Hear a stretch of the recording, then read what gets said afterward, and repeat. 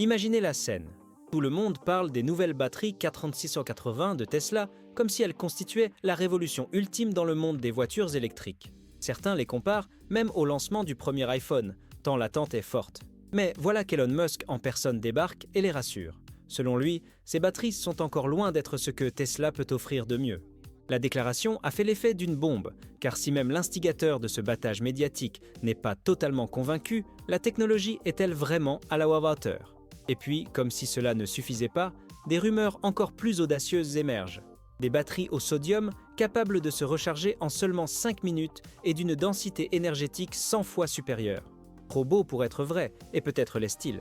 Or, ce que beaucoup de gens ne voient pas, c'est que derrière ces gros titres tape à l'œil se cache un jeu technique et scientifique bien plus complexe. Alors que le public rêve de voitures qui se rechargent le temps d'un café, les ingénieurs se creusent la tête pour que cela fonctionne de manière sûre, stable et évolutive. La densité énergétique, par exemple, est l'un des points les plus sensibles. Lorsqu'on parle de 100 fois plus, la comparaison ne prend généralement pas en compte les limites physiques des réactions chimiques. Mais ce genre d'exagération fait des ravages. Elle génère des clics, alimente les rumeurs et éclipse les avancées réellement réalisées en laboratoire. Ce qu'Elon Musk semble signaler, c'est un changement stratégique. Les batteries K3680 ont marqué une avancée majeure dans l'ingénierie de fabrication, notamment grâce à l'utilisation du gigacasting, qui permet de produire de grandes pièces automobiles avec moins de pièces et moins de soudure. Mais en termes de chimie, elles ne sont pas révolutionnaires. C'est comme changer la forme de l'emballage sans en modifier le contenu. La véritable avancée se produit peut-être en parallèle, loin des caméras, la course au sodium.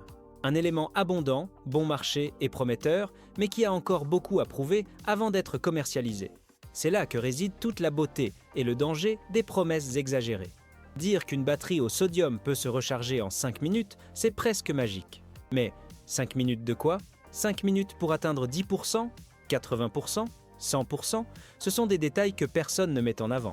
La vérité, c'est que, techniquement, recharger une batterie entière en si peu de temps sans surchauffer, sans usure et sans compromettre la sécurité est aujourd'hui une mission quasi impossible. Après tout, la vitesse de charge dépend à la fois de la batterie et de l'infrastructure du chargeur.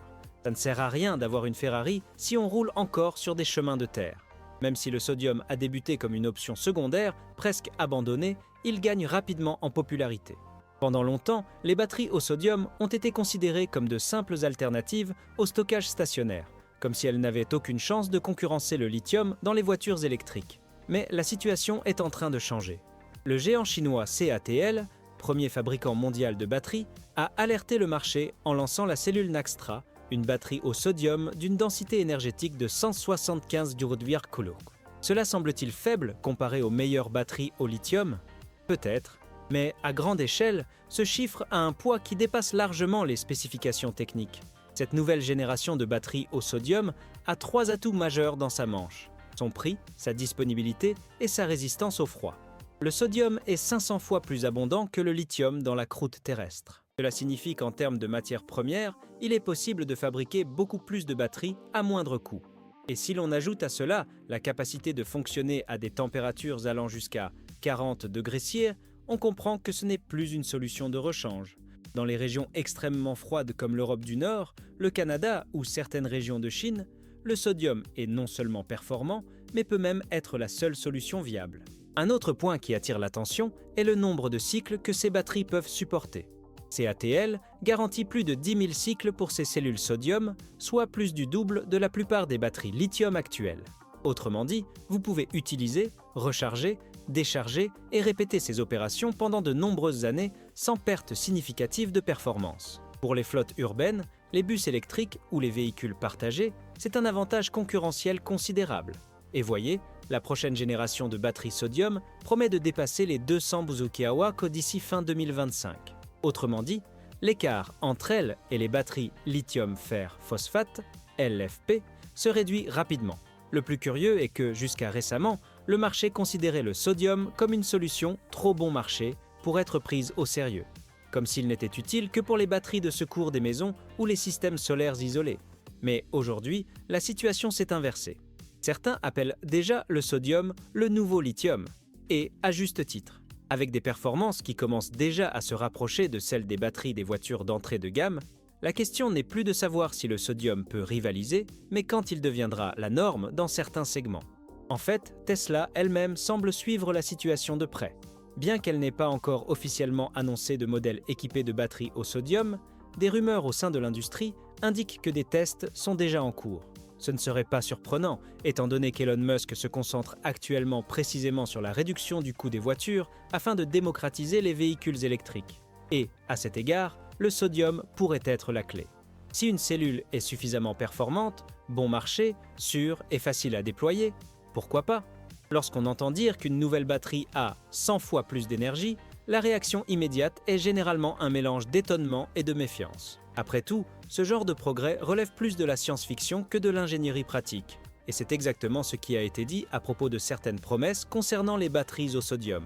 Mais venons-en aux faits. Si une batterie avait réellement une densité énergétique 100 fois supérieure à celle des batteries actuelles, elle serait de l'ordre de 15 000 à 20 000 kWh, ce qui équivaut, croyez-le ou non, à l'énergie stockée dans l'essence. Incroyable, non?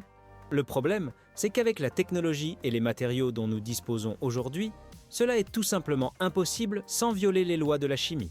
Pour vous donner une idée, la plupart des batteries au lithium équipant les voitures électriques actuelles délivrent entre 200 et 300 Wh. Comme nous l'avons vu, les nouvelles batteries au sodium de CATL atteignent 175 Wh et promettent d'atteindre bientôt 200 Wh. L'écart entre ces chiffres et les prétendus 20 000 est énorme et surtout improbable. Ce que nous savons à ce jour, c'est qu'aucune cellule, même en laboratoire, ne peut atteindre ne serait-ce que 1000 kWh de manière stable, sûre et rechargeable. La barrière est physique et non volontaire. La chimie des réactions a ses limites, et ces comparaisons exagérées déforment les véritables enjeux. Bien sûr, il n'est pas étonnant que les gros titres parlent d'une énergie 10 ou 100 fois supérieure. Cela attire clics, investisseurs et curiosité. Mais en matière de batterie, la densité énergétique n'est pas le seul facteur déterminant. De nombreux autres aspects déterminent si une batterie sera utilisée dans des voitures, des avions ou simplement sur un banc d'essai. Durée de vie, stabilité thermique, vitesse de recharge, sécurité en cas d'impact, comportement aux températures extrêmes, autant de facteurs qui pèsent lourd dans le choix de la composition chimique. Autrement dit, une batterie à la densité absurde qui ne dure que 50 cycles ou qui explose sous l'effet de la chaleur est inutile. En réalité, de nombreux ingénieurs ont déjà clairement indiqué que l'obsession de la densité énergétique peut être un piège. Elle détourne l'attention des solutions équilibrées déjà sur le point d'arriver sur le marché. C'est comme si tout le monde attendait la batterie miracle, tandis que des innovations solides, plus modestes mais très utiles, finissent par être éclipsées. Elon Musk l'a d'ailleurs déjà commenté lors de précédentes interviews. Selon lui, une batterie moyenne, bon marché, durable et sûre, peut avoir bien plus d'impact qu'une batterie aux spécifications spectaculaires qui ne quitte jamais le laboratoire. Un bon exemple est l'utilisation pratique elle-même. Imaginez deux batteries, l'une de 300 kWh, d'une durée de vie de 1000 cycles, et l'autre de 175 kWh, d'une durée de vie de 10 000 cycles, d'un coût 2 fois moins élevé et d'une meilleure résistance au froid.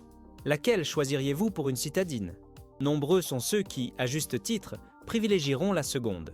En effet, dans la réalité, l'important est l'équilibre entre performance, coût, durabilité et sécurité.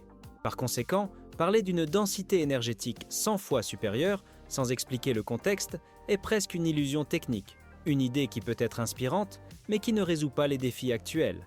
Alors que le sodium est au cœur des préoccupations mondiales, une véritable arène technologique se dessine en coulisses, avec plusieurs compositions chimiques et conceptions en compétition pour l'avenir des véhicules électriques. La première d'entre elles est l'une des plus discutées ces dernières années, la batterie aluminium-graphène.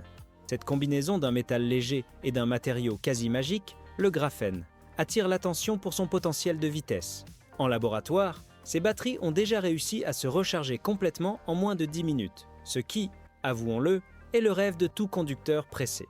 Mais comme toute nouvelle technologie, elle reste confrontée à un obstacle majeur, la production de masse. Le problème avec l'aluminium graphène ne réside pas tant dans ses performances, il est déjà prometteur. Le défi consiste à transformer des prototypes de laboratoire en un matériau pouvant être produit par millions avec une qualité constante et un coût abordable. La chimie de l'aluminium est complexe, génère des sous-produits difficiles à contrôler et nécessite des équipements et des environnements très sophistiqués. De plus, le graphène, bien qu'extrêmement conducteur et résistant, reste coûteux à produire en grande quantité. Autrement dit, la théorie est fascinante, mais la pratique se heurte encore au coût. D'un autre côté, nous avons une proposition radicalement différente, les batteries fer-air. Conçues avec l'objectif inverse, la durée plutôt que la vitesse, ces batteries ne sont pas destinées aux voitures, mais au stockage stationnaire. Imaginez pouvoir alimenter toute votre maison pendant 100 heures en cas de panne de courant ou faire fonctionner une centrale solaire la nuit sans dépendre du réseau électrique. C'est ce que promettent les batteries fer-air. Elles sont lentes à charger et à décharger, certes, mais en contrepartie, elles offrent une stabilité incroyable avec un coût au kilowattheure jusqu'à 5 fois inférieur à celui des options actuelles. Ces batteries présentent également un avantage environnemental. Elles sont fabriquées à partir de matériaux abondants comme le fer et l'air, littéralement, et ne nécessitent pas de métaux rares ou difficiles à extraire. Le processus de fabrication est ainsi plus propre et plus respectueux de l'environnement. Form Energy, l'entreprise à l'origine de cette innovation, mène déjà des projets pilotes et espère lancer des versions commerciales pour les réseaux électriques et les centrales d'énergie renouvelable dans les années à venir. Bien qu'elles ne soient pas utilisées dans les véhicules, ces batteries permettront de libérer du lithium et du sodium pour les utiliser là où ils sont vraiment nécessaires, les voitures. En parlant d'applications concrètes, peu de batteries suscitent actuellement autant d'intérêt que la Blade de BYD. Ses performances ne sont pas exceptionnelles, mais elle offre l'essentiel: stabilité thermique, sécurité et fiabilité. Sa structure en forme de lame permet une meilleure intégration au châssis du véhicule avec une meilleure dissipation de la chaleur. Cela contribue à réduire les risques d'incendie, un élément essentiel pour tout véhicule électrique. Ce n'est pas un hasard si cette batterie équipe déjà des modèles de plusieurs constructeurs automobiles à travers le monde, dont certains ne révèlent pas toujours ouvertement l'utilisation de la technologie BYD. Si les batteries au sodium gagnaient déjà du terrain, le côté le plus audacieux de cette histoire commence à apparaître lorsque les chercheurs décident de repousser encore les limites. C'est là qu'interviennent les alliages de métaux liquides, notamment sodium-potassium. Il s'agit bien de batteries fabriquées à partir de métaux liquides, qui, à température ambiante, sont déjà à l'état fluide et, en même temps, présentent une conductivité ionique inhabituelle. Cela ressemble à de la science-fiction, mais c'est bien réel. Et l'objectif de ces expériences est simple: extraire le maximum de performance du sodium, bien au-delà de ce que les batteries conventionnelles peuvent offrir aujourd'hui. Le potentiel de ces alliages est immense. Liquides, ils permettent aux ions de se déplacer quasiment sans résistance, ce qui permet des recharges incroyablement rapides et une meilleure efficacité énergétique. Certains chercheurs pensent que cette configuration pourrait être la clé pour atteindre des temps de recharge de quelques secondes, et non de quelques minutes. Imaginez brancher votre voiture et partir avec l'appareil prêt avant même que votre café ne soit prêt. Mais voici le problème. Ces matériaux sont extrêmement réactifs. Tout contact avec l'eau ou l'air peut provoquer une combustion immédiate. Une seule goutte mal contenue suffit littéralement à déclencher un incendie. Et c'est là tout le dilemme. Comment contenir une substance aussi volatile dans un système qui se doit d'être stable, sûr et durable? La réponse est encore en cours de recherche. Parmi les solutions, on trouve l'encapsulation avec des céramiques solides, l'utilisation de gaz inertes, les systèmes sous vide et même les matériaux autoréparables. Mais tout cela coûte cher, très cher. Et même si cela fonctionne en laboratoire, le transfert de ce type de technologie à la chaîne de production de millions de voitures semble encore lointain. Pour l'instant, ces batteries en alliage métallique liquide occupent un espace plus symbolique, celui de l'avant-garde radicale, où les idées folles deviennent parfois réalité au fil du temps. Il est intéressant de noter que toute cette frénésie autour du métal liquide renforce un point important: la sécurité des batteries au sodium conventionnelles. Comparer la simplicité et la stabilité des cellules Naxtra, par exemple, à la complexité et au risque des versions liquides expérimentales, permet de réaliser à quel point les bases actuelles de cette technologie sont prometteuses. Le sodium, sous sa forme la plus courante, est beaucoup moins inflammable que le lithium et offre de meilleures performances à des températures négatives, ce qui en fait un choix naturel pour les applications dans les climats extrêmes et les zones reculées. Et le plus intéressant, c'est que ces recherches, même si elles ne débouchent pas sur des produits commerciaux à court terme, accélèrent l'ensemble du secteur. En effet, lorsque les scientifiques découvrent de nouvelles façons de manipuler les matériaux, comme la création de couches conductrices, d'interfaces plus résistantes ou d'électrolytes hybrides, cela influence directement les batteries conventionnelles. Nombre des améliorations déjà visibles aujourd'hui sont nées de projets fous qui, au départ, semblaient irréalisables. C'est le fameux non-progrès. Ce qui semblait une promesse lointaine est déjà en train de devenir réalité. En 2025, CATL a franchi une étape dont beaucoup doutaient de la rapidité. Elle a lancé la production en série de batteries au sodium aux performances dignes de celles des modèles au lithium. La cellule Naxtra, jusqu'alors un simple nom dans les présentations techniques, a commencé à sortir des usines avec des chiffres impressionnants. Un cycle de vie de plus de 10 000 charges, un fonctionnement stable jusqu'à 42 bit et un coût nettement inférieur. Cela a radicalement changé la perception du sodium par l'industrie. D'un rôle secondaire, il est devenu un acteur majeur sur des marchés où le coût, la durabilité et les climats hostiles sont des facteurs critiques. Ces batteries ont commencé à apparaître dans des domaines où peu de gens s'intéressaient. Bus urbains, flottes de livraison, scooters électriques et même systèmes de secours pour hôpitaux. Dans les villes chinoises, les premiers tests ont été si positifs que certaines régions remplacent déjà les modèles lithium-ion par des versions au sodium. La raison est simple, le sodium résiste aux rigueurs d'une utilisation quotidienne, présente moins de risques d'incendie et offre de meilleures performances aux températures extrêmes, ce qui est essentiel pour les véhicules qui roulent toute la journée. Et comme leur production était moins coûteuse, les entreprises réalisent des économies sans compromettre la fiabilité. Il est intéressant de constater comment le sodium a trouvé sa place là où le lithium, auparavant dominant, commençait à trébucher. En effet, les prix du lithium ont flambé ces dernières années et son extraction est de plus en plus critiquée en raison de son impact environnemental. Le sodium, en revanche, est omniprésent, dans les océans, les mines et même les sous-produits industriels. Autrement dit, il est bon marché et facile à obtenir. Associé à une chimie stable et à une structure cellulaire bien pensée, le résultat est bénéfique à la fois pour l'industrie et pour le consommateur final. Un autre détail qui enthousiasme les ingénieurs est la performance thermique. Alors que les batteries au lithium nécessitent des systèmes complexes de refroidissement et de contrôle de la température, les batteries au sodium ont trouvé des solutions plus simples. Cela réduit le poids, le coût et la complexité des véhicules. Moins de capteurs, moins de tubes, moins de logiciels de gestion. Dans une industrie qui peine à rendre les voitures électriques moins chères, chaque pièce éliminée représente de réelles économies. Cela explique pourquoi les petites marques, qui ne disposent pas du budget de Tesla ou de BYD, sont de plus en plus curieuses de ce que le sodium peut offrir. Le marché du stockage d'énergie résidentielle suit également le mouvement. Des kits solaires pour maisons et petites propriétés équipées de batteries au sodium sont déjà commercialisés, notamment en Asie. Ces systèmes offrent une alternative plus économique et plus sûre pour ceux qui souhaitent produire leur propre énergie et conserver le surplus pour une utilisation nocturne ou en cas d'urgence. La popularité de ce type de solution a tellement augmenté que les startups spécialisées dans l'énergie solaire hors réseau commencent à migrer leur catalogue du lithium vers le sodium, ciblant ainsi un public en quête d'autonomie à moindre coût. Avec tant de choses qui se produisent simultanément, une question inévitable se pose. Laquelle de ces technologies dominera le marché dans les années à venir ? Entre 2025 et 2030, la concurrence est plus féroce que jamais. D'un côté, la technologie sodium-ion émerge en force, gagnant du terrain non seulement dans les applications commerciales, mais aussi dans les tests pour les véhicules d'entrée de gamme. De l'autre, des technologies comme la batterie fer-air se consolident dans le secteur du stockage stationnaire, offrant une solution économique et durable pour les réseaux électriques et les énergies renouvelables. Curieusement, malgré leurs objectifs différents, ces deux technologies progressent parallèlement vers la consolidation, mais chacune sur son propre terrain. Dans le secteur des véhicules électriques abordables, tout porte à croire que le sodium-ion est le leader.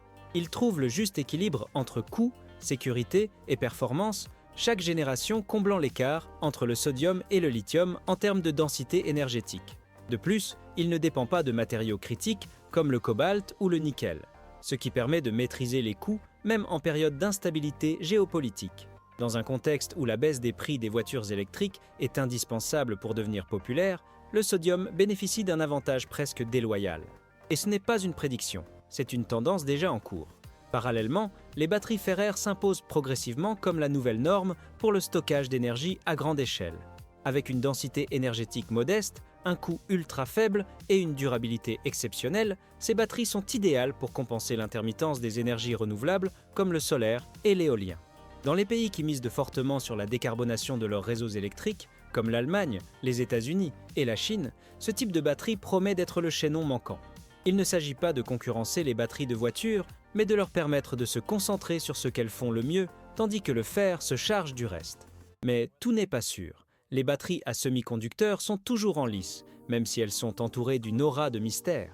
Elles promettent une densité énergétique élevée, une charge plus rapide et une sécurité accrue, car elles n'utilisent pas d'électrolytes inflammables. Cependant, jusqu'à présent, nous constatons que les promesses sont reportées. Année après année, les échéances sont repoussées et les usines pilotes sont confrontées à des défis techniques qui montrent que la transformation d'un concept de laboratoire en un produit industriel peut prendre beaucoup plus de temps et d'argent qu'on ne l'imagine. Pourtant, si une entreprise parvient à exploiter cette technologie, elle pourrait changer la donne en quelques années seulement.